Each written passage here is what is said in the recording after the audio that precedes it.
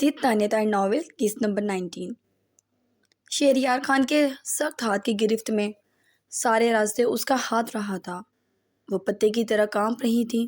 اس میں اتنی ہمت نہیں تھی کہ وہ اسے کچھ کہہ سکتی، سوائے اس کے کہ وہ بس اس سے نفرت کرتی ہے، لیکن نفرت بھی ایسی کہ نہ وہ دکھا سکتی تھی اور نہ ہی اس نفرت کا اظہار کر سکتی تھی۔ حویلی کی بلند و بالا اور چٹانوں کی مانند کھڑی دیواروں کے سامنے گاڑی رکی اور شہریار خان کے لیے حویلی کے بڑے بڑے دروازوں کے پٹ واک کر دیے گئے۔ اس کی گاڑی حویلی میں داخل ہوئی تو تقریباً شام ہونے کو بےتاب تھی۔ اس کے چہرے پہ فخریہ مسکراہٹ تھی، جسے اس نے اس دنیا کا سب سے بڑا کام کر لیا تھا۔ بختیار خان کے گاؤں سے اس کی لڑکی اٹھا کر لے آیا تھا۔ ویسے تو یہ عام بات نہیں تھی، کیونکہ بختیار اپنے گاؤں کے لوگوں کے لیے ازحد وہمی تھا، اور ایک وہ لڑکی جس نے شہریار خان کے منہ پہ تھوکا تھا اس کی دسترس میں تھی۔ گاڑی کے اندر سے اسے کھینچ کر باہر نکال کر وہ اسے حیران و پریشان وجود کو اپنے ساتھ گھسیٹتا مردان خانے میں داخل ہوا تھا۔ مردان خانے میں بیٹھے اکبر خان، بلاول خان سمیت وہاں بیٹھے مزید لوگ بھی چونکے، جو کہ بتانے آئے تھے کہ ان کی زمین پہ بختیار یہ کام کرا رہا ہے۔ بختیار گاؤں میں یونیورسٹی بنوا رہا ہے، جس کا فائدہ کوئی حاصل نہیں ہے، اور یہ گاؤں کی عورتیں کب سے تعلیم حاصل کرنے لگیں، اور یہ بات جرگے میں ڈال کر یہ بات ختم کی جائے اور اپنے حصے کی زمین پر اکبر خان مقدمات کریں۔ ابھی وہ سب بات کر ہی رہے تھے، شہریار خان کو دیکھنے لگے جو فخریہ مسکرا رہا تھا۔ اس نے ان سب کے سامنے عروش کے شانے پہ ہاتھ رکھ کر اسے خود سے نزدیک کر کے اپنی فتح کا اعلان کیا تھا۔ عروش پر گڑھوں پانی پڑا۔ وہ بے چینی سے اس کے پہلو سے نکلنے کو مچلنا چاہتی تھی، لیکن اپنے آنسوؤں کو آزاد چھوڑے وہ سر جھکائے صرف رو رہی تھی، اور حل بھی کیا تھا اس کے پاس؟ اگر وہ روتی بھی نہ تو اور کیا کرتی؟ سب سوالیہ نظروں سے شہریار کو دیکھ رہے تھے۔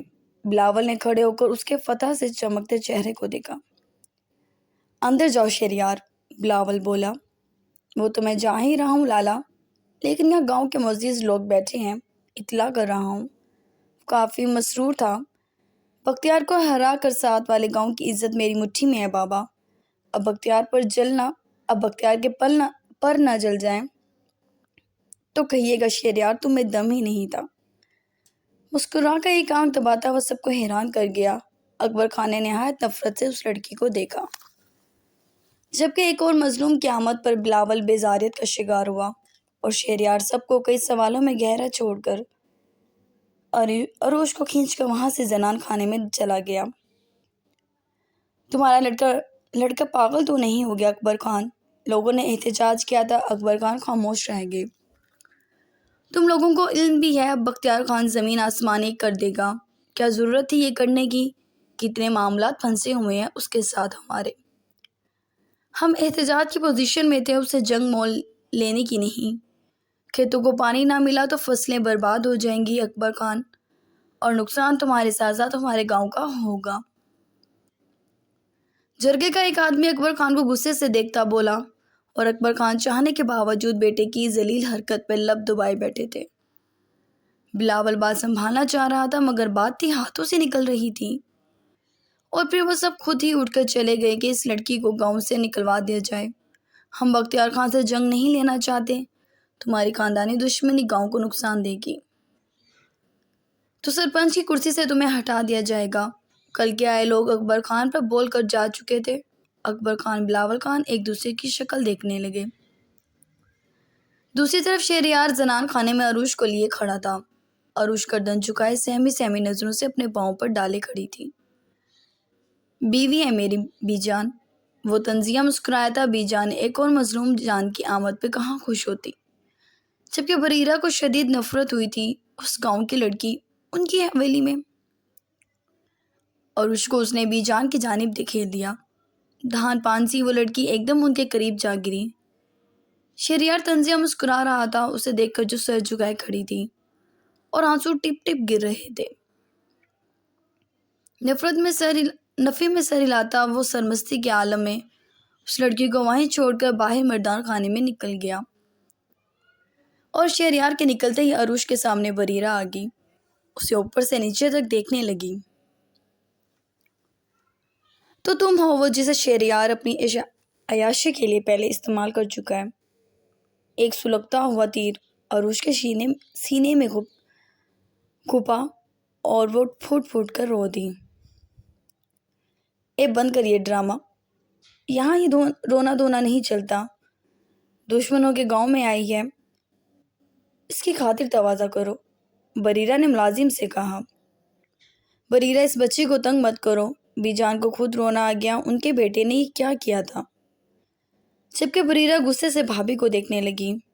لگتا ہے بھابھی جان آپ کی بوڑھی ہڈیاں بھی کچھ مانگ رہی ہیں، زہریلے لہجے میں بولتی بی جان کو شرمندہ کر چکی تھی۔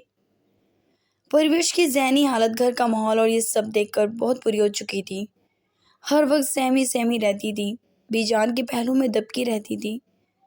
لے جاؤ اسے اور حویلی کا ہر کام آج سے ہی کرے گی، اور جب کام سے فارغ ہو جائے تو میرے کمرے میں بھیج دینا۔ نفرت سے کہہ کے اس نے ملازم کو عروش کو وہاں سے لے جانے کا اشارہ کیا۔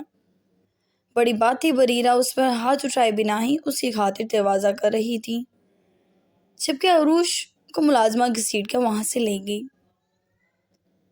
ایسا نہیں تھا اسے کام کاج کرنا نہیں آتا تھا، مگر یہ حویلی اور ان کے گھر میں 3 افراد، زمین آسمان کا فرق تھا، جسے طے کر کے ازحد مشکل کام تھا۔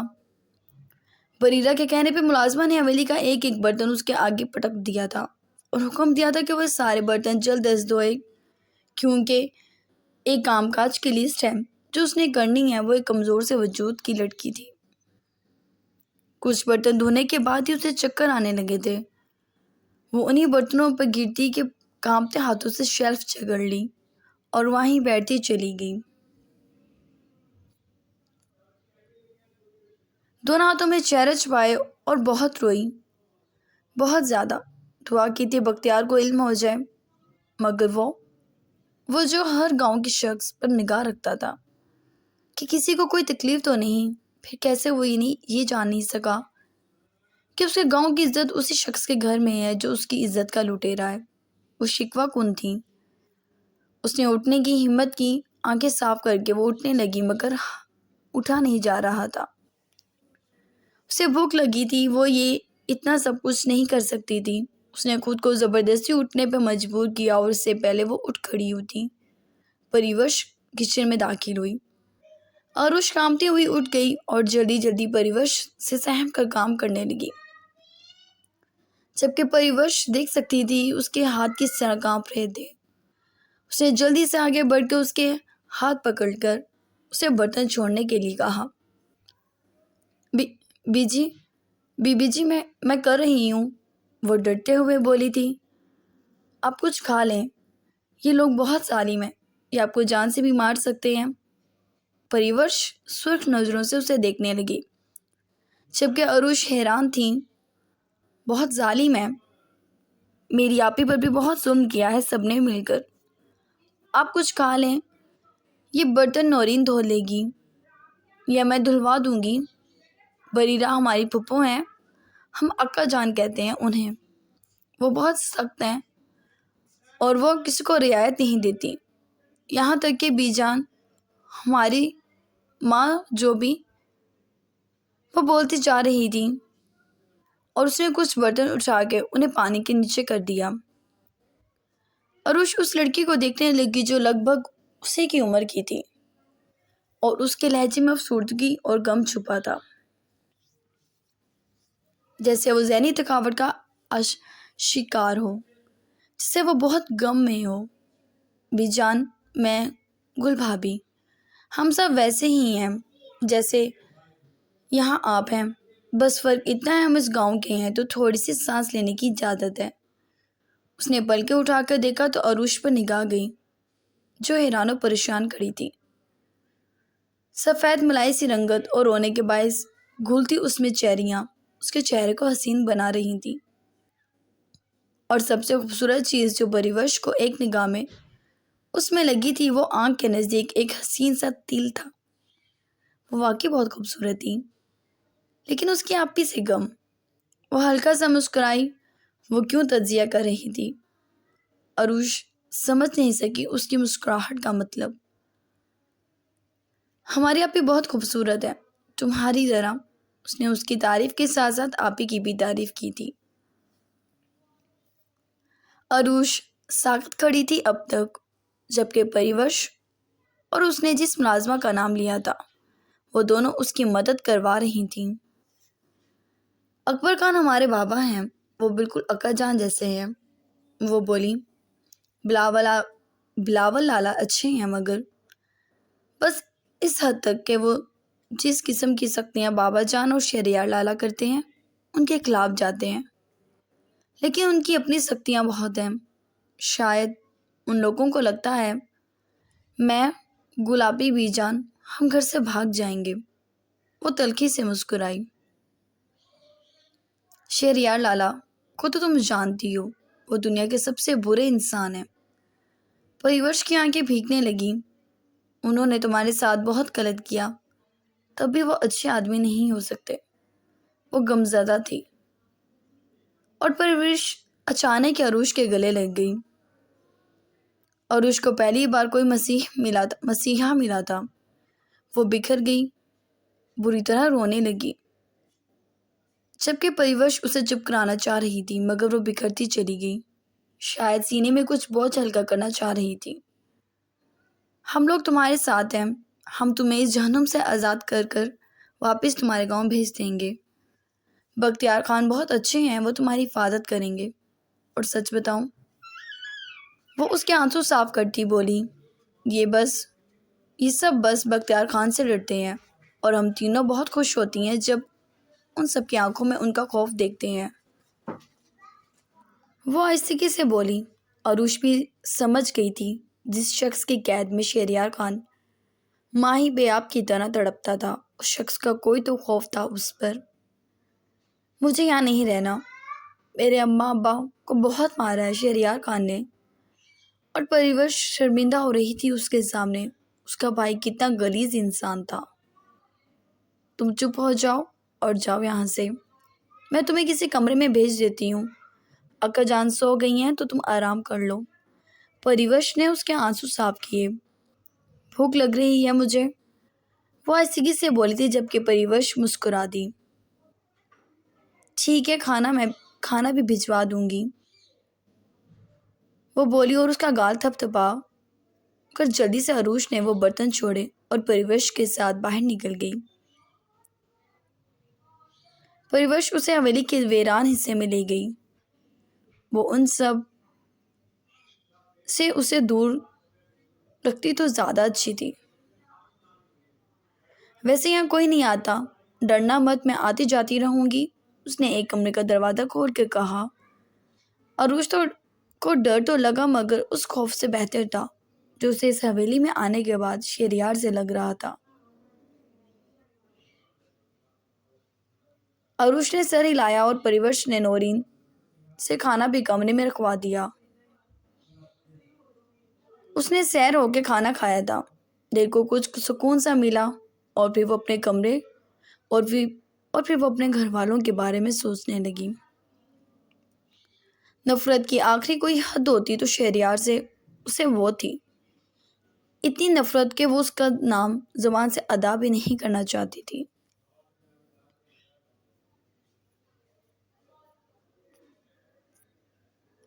واپس بھیجو اس کو، میں حویلی میں اس لڑکی کو برداشت نہیں کروں گا شہریار، اکبر خان چیخے، جبکہ شہریار تو مسکرا جا رہا تھا۔ سرمستی سے پاؤں کو جھلانے لگا۔ سنو بابا، میں تمہاری کوئی بات ماننے والا نہیں ہوں، تم میری بیگم کو قبول کرو، بلاول خان کی بیگم کی طرح نہیں ہے جو تم اس طرح بات کرو گے۔ وہ شہریار خان کی بیوی ہے، جسے شہریار خان نے پہلے سے استعمال کر رکھا ہے۔ بلاول پھنکارا، جبکہ شہریار کا قہقہ بلند ہوا۔ تمہارا کیا جا رہا ہے لالا، تم اپنی پر دھیان دو۔ وہ سر جھٹک کر اٹھا۔ شہریار وہ باہر جانے لگا، جبکہ پیچھے سے اکبر خان کی دھاڑ پر کان دھرے بنا ہی وہ نکل گیا تھا۔ آج دل نہیں کیا کچھ پینے پلانے کا یا کسی کو مثل دینے کا۔ آج وہ فتح یاب تھا، آج مٹھی میں اس کے آ چکا تھا بختیار، اور وہ جو شہریار پر تھوکی، وہ سر جھٹک کر اپنی جیپ پر سوار ہو گیا۔ بختیار نے ہاسپٹل میں قدم رکھے ہی تھے، تبھی عالم پہلے بھاگا، کیونکہ نرس نے پرویز خان کی حالت کی خرابی کی اطلاع دی تھی۔ بختیار ابھی کمرے کے دروازے پر ہی پہنچا تھا اور پرویز خان کی آنسوں سے تر نظروں سے بختیار کو دیکھا۔ عالم جیسے پاگل ہو رہا تھا، ڈاکٹر نامید ہو گئے تھے۔ بختیار خان خاموشی سے کھڑا انہیں دیکھ رہا تھا اور پرویز خان بھی اسے دیکھ رہے تھے، اور ان سب کے دیکھتے ہی دیکھتے پرویز خان کا دم نکل گیا۔ دادا جان، عالم چیخا۔ بختیار سنجیدگی سے کھڑا تھا، جبکہ مراد افسوس سے عالم کو دیکھ رہا تھا۔ جب مشین پر چلنے والی ہارٹ بیٹ کی لکیر سیدھی ہوگی، پرویز خان کی آنکھیں بختیار پر ہی تھی۔ وہ سنجیدگی سے آگے بڑھا اور ہاتھ بڑھا کے ان کی آنکھیں بند کر دی۔ معلوم نہیں کیا پیغام تھا ان آنکھوں میں، مگر پہلی بار ان کی جانب سے دل نرم ہوا تھا۔ عالم نے اسے سینے سے لگایا ہوا تھا۔ بختیار نے اس کے شانے پر ہاتھ رکھا اور وہ ایک دم اٹھ کر اس کے سینے سے لگ گیا۔ یار، وہ تمہیں کچھ بتانا چاہتے تھے، وہ تمہیں دیکھ کر چلے گئے۔ بہت بے وفا ہیں یہ۔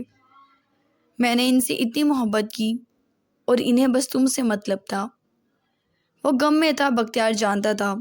اس نے شانہ تھپتھپایا۔ اس دوران کئی فون مراد اور بختیار کے پاس آئے تھے، مگر وہ کال پک نہیں کر سکے، کیونکہ پرویز خان کی تدفین کا سارا کام بختیار نے کیا تھا۔ کیونکہ عالم اور اس کی والدہ کافی نڈھال تھی، وہ پرویز خان کے حویلی میں داخل نہیں ہوا تھا، کیونکہ مورے نے اسے بتایا تھا پرویز خان نے اسے اس حویلی سے مار کر نکالا تھا۔ نفرت تو اسے بہت تھی اور اسے اپنی ماں کے حرف پر یقین تھا، تب بھی اس حویلی کے اندر داخل نہیں ہوا۔ لیکن سارے کام عالم کی وجہ سے کیے تھے، اور رات بھی اسے وہیں رکنا پڑا، مگر فکر اسے درکھنے کی تھی۔ مگر یہاں رکنا مجبوری تھی، کیونکہ بہت سارے لوگ ملنے ملانے والے آ رہے تھے، اور وہ پوتا جو اپنی ساری زندگی دادا سے نہیں ملا تھا، وہ آج اس کی موت پر کھڑا سب سے پرسنا لے رہا تھا۔ اگلے دن تقریباً دوپہر تک وہ گاؤں کے لیے نکلا تھا، جبکہ مراد کو بھی کہا کہ وہ عالم کے پاس ہی رہے اور رات تک واپس لوٹے۔ وہ اپنی گاڑی میں گاؤں کی جانب بڑھ رہا تھا۔ بار بار پرویز خان کی آنکھیں اس کے ذہن کی سکرین پر آ رہی تھیں۔ وہ ذہن سے جھٹکنا چاہتا تھا، لیکن جھٹک نہیں پا رہا تھا۔ وہ اپنے گاؤں پہنچا اور سیدھا گاڑی ڈیرے پہ لے گیا، اور جہاں اس کی شادی کی تیاریاں ہونی تھیں، وہ جگہ یوں ہی پڑی تھی۔ وہ نفی میں سر ہلانے لگا، اور پھر اس نے ارشد کو آواز دی۔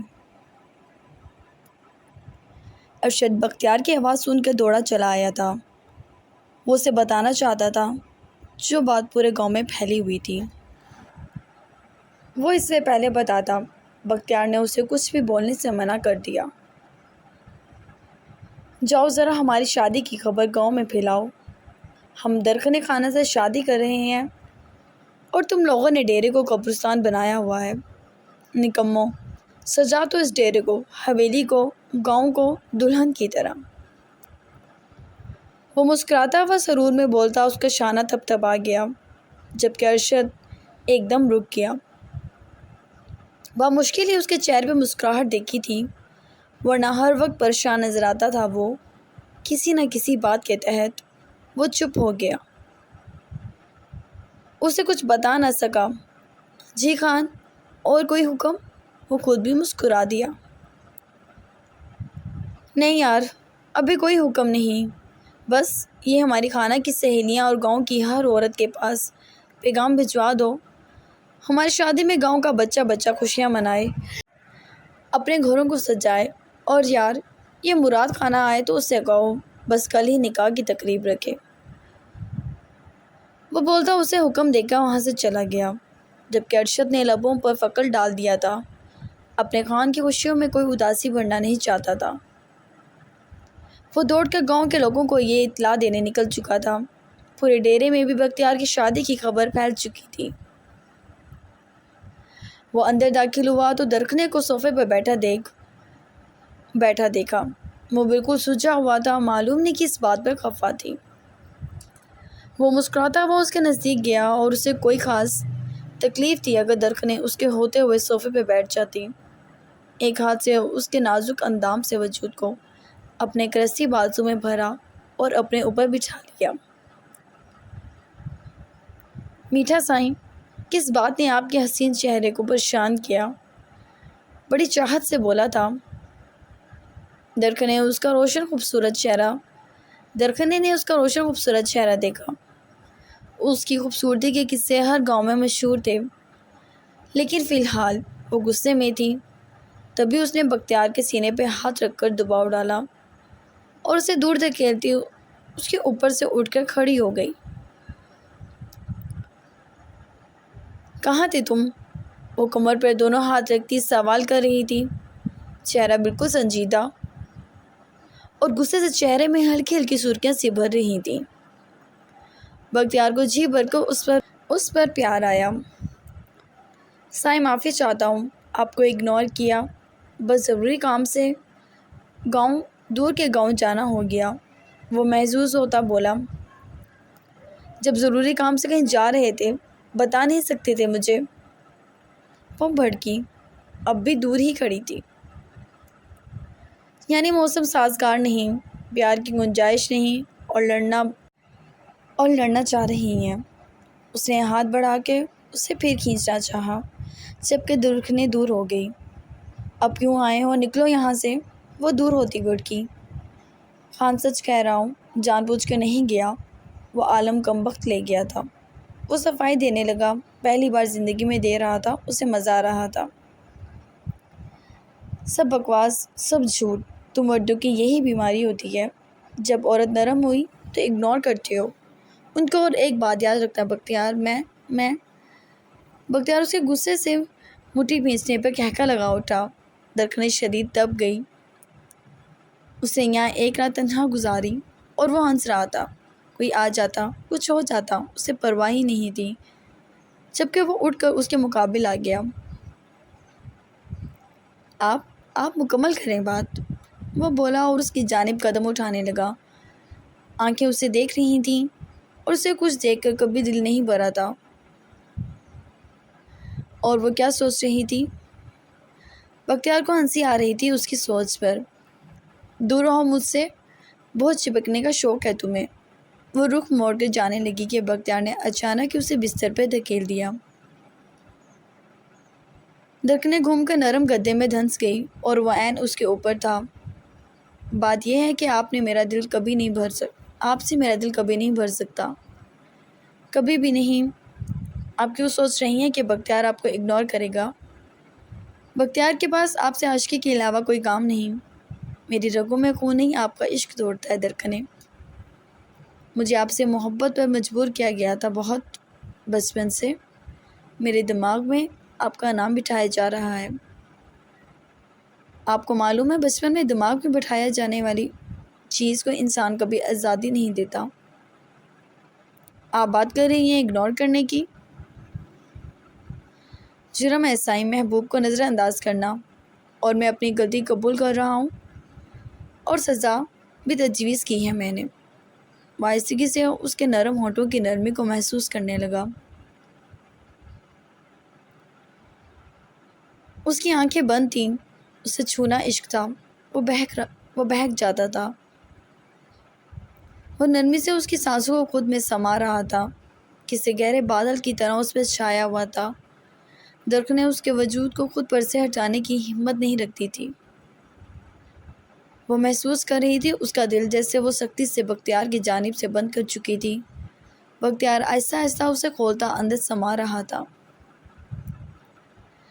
درخنے کے ہاتھ بے ساختگی میں اس کی گردن میں حائل ہو گئے۔ وہ ایک دم چونک کر ہٹا تھا، وہ شرمندہ سی ہو گئی۔ سائیں، مجھے یہ گمان نہ ہونے دیں، آپ محبت کرنے لگی ہیں؟ حیران نظروں سے وہ اسے دیکھتا بولا، تم تم بہت بھاری ہو، ہٹو مجھ سے۔ وہ بات اگنور کرتی بولی، آپ اور آپ کی یہ معنی کی صدائیں میری جان نہ لے لیں۔ وہ ہٹتا ہوا بولا،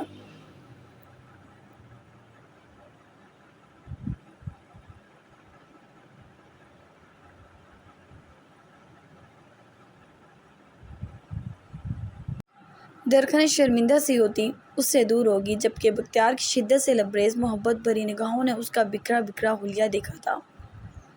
ایک گونا سکون بھرا احساس اس کے اندر اتر گیا۔ مسکرا کر اس نے اسے مزید شرمانے اور شرمندگی سے بچنے کے لیے اپنے بازو میں بھرا اور پہلو میں لٹا لیا۔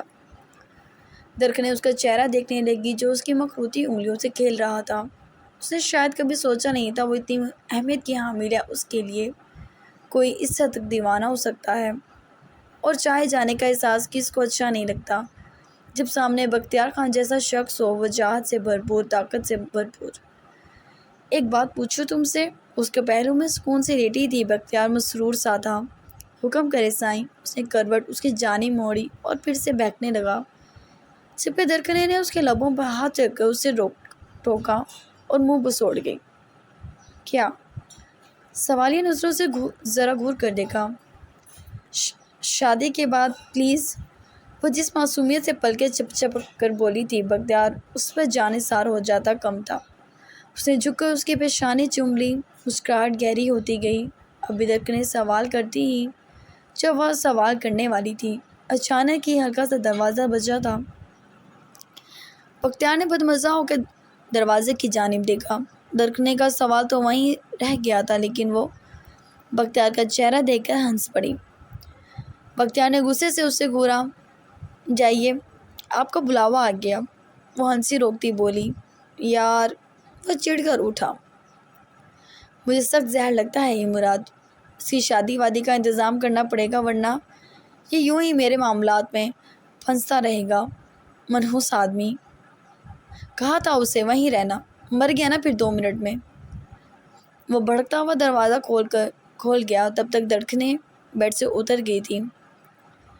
مراد نے بختیار کو گھورا، جبکہ بختیار کا بس نہیں چل رہا تھا مراد کو کھا ہی جائے۔ اس کا تو قصہ ختم کرے، شرم کرے خان، دادا کی موت کا سوگ 2 لمحے بھی نہ منا سکے۔ وہ بولا، جبکہ درخنے افسوس سے بختیار کو دیکھنے لگی۔ تو میری ماں ہے؟ وہ سینے پہ ہاتھ رکھ کر سوال کر رہا تھا۔ بختیار، درخنے بے ساختہ ٹوک گئی، کبھی تو ٹھیک طرح بات کیا کریں۔ اس کا لہجہ خود بخود چینج ہو گیا تھا۔ مراد نے خوشگوار حیرت سے اسے دیکھا اور بختیار تو جان ہی لٹا دیتا۔ بہت شکریہ حمایت کا بھابھی خانم، مگر یہ آدمی نہایت خود غرض، بدتمیز اور عیاش ہے۔ مراد نے کہہ تو دیا۔ درخنے نے جس طرح عیاش پہ بختیار کو دیکھا، مراد خود بھی سٹ پٹایا اور دوسری طرف بختیار بخلایا۔ کیا بکواس ہے، کون سی عیاشی کی ہے میں نے؟ وہ مراد پر ہی تن گیا۔ میرا مطلب، وہ دونوں ہی بات نہ سنبھالنے والی پوزیشن میں تھے۔ درخنے نے آنکھیں سکیڑ کے اس کی جانب دیکھا۔ اگر تمہاری کوئی عیاشی میرے سامنے آ گئی نا بختیار، میں تمہارے ٹکڑے کر دوں گی، یاد رکھنا، اکبر خان کی بیٹی ہوں۔ وہ گھور کر بولی، یہ جانے بنا کہ اس کا یہ حوالہ مراد کو پسند نہیں آیا، بختیار تو شاید ہی اسے بخشتا۔ سوار نظروں سے دیکھتے ہوئے وہ 2 قدم اس کی جانب بڑھا۔ مراد خاموشی سے ہٹ گیا۔ درخنے کو کوئی اچھا احساس نہ ہوا، اور ایک دم بختیار نے اس کے سر کے بالوں کو مٹھی میں سختی سے جکڑ کر اس کا چہرہ اوپر کیا۔ بخت، وہ کچھ بول نہ سکی۔ تمہارا حوالہ بختیار خان سے ہے، تم پیدا ہی بختیار خان کے لیے ہوئی ہو۔ یہ اکبر خان کا حوالہ آئندہ میرے سامنے اپنے نام کے ساتھ مت جوڑنا درخنے۔ تم پیدائش سے لے کے اب تک کے صرف بختیار کے حوالے سے منسلک ہوتی ہو، باقی دنیا میں نہ تمہارا کوئی باپ ہے، نہ ماں، اور نہ ہی بہن بھائی۔ بھڑک کر اس نے اسے چھوڑا تھا۔ اور یہ ٹکڑے کر دینا تو تم لوگوں کا پرانا شوق ہے۔ مجھے اکبر خان کے حوالے سے یہ مت جتاؤ، تم کیا کرو گی؟ کہو میں بختیار خان کی بیوی ہوں، اس کی کوئی بھی عیاشی دیکھی تو اس کے ٹکڑے کر دوں گی۔ کہو۔ اس نے کبھی اس کا یہ روپ نہیں دیکھا تھا، اتنا اسپاٹ، اتنا سرد مہری سے بھرا انداز تھا۔ درکنے کو ڈر سا محسوس ہوا، گلا خشک ہو گیا۔ کہو، وہ اپنی بڑی بڑی آنکھوں سے اسے گھور کر بولا۔ میں بختیار کی بیوی ہوں، اس کی کوئی عیاشی دیکھی تو اس کے ٹکڑے کر دوں گی۔ لہجہ نم ہو گیا، پلکیں جھک گئیں۔ بختیار جانتا تھا وہ نازک جان اس کا زلزلہ کبھی سہ نہیں سکتی، لیکن اسے یہ بتانا ضروری تھا کہ وہ فقط اس کی ہے، اور وہ ایک شخص تو بڑی بات ہے، ہوا کی بھی ان دونوں کے بیچ شرافت کو برداشت نہیں کر سکتا۔ ویل ڈن سائم، اس نے مسکرا کے اس کا گال دبایا۔ آئی نو، آپ مجھ غریب کے ٹکڑے کر دیں گی۔ میں آپ کے علاوہ کسی کو دیکھ سکتا ہوں بھلا؟ وہ محبت سے بولا۔ درک نے اسے دھکا دے کے وہاں سے چلی گئی اور کمرے کا اس گھر کا پہلی بار بند کیا تھا۔ بختیار کے منہ پہ کھینچ کا مارا۔ بختیار گہری سانس بھر گیا۔ کیا کہوں، سائم بھی نخرہ رکھتا ہے پورا۔ وہ نفی میں سر ہلاتا اس منحوس کی بات سننے نکل گیا جو کہ اس کے معاملات میں گھسا تھا۔